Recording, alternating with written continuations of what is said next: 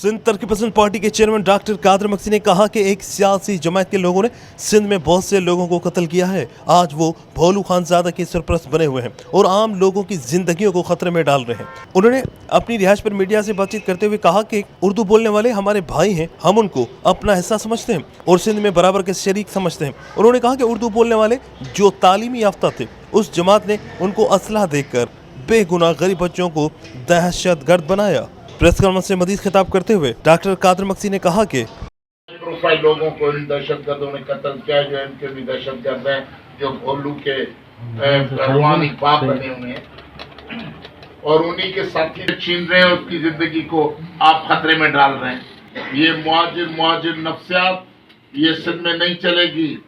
उर्दू बोलने वाले भी हैं, हमारे शोधा भी हैं, हम उनको अपना हिस्सा जिंदगी का समझते हैं, सिंध में बराबर शरीक समझते हैं।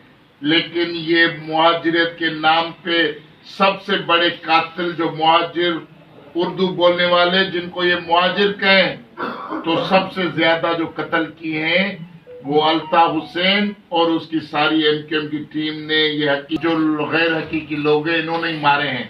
कभी सुन्नी तहरीक के कारकुनों के नाम पे, कभी जमा इस्लामी के नाम पे, कभी कायद का गद्दार, मौत का हकदार के नाम पे करके इन्होंने गाजर मूरी की तरह काट के बोरे में बंधला। भी इतना हल्ला कूद तातारियों और चंगेजों जैसा किसी से सलूक नहीं हुआ।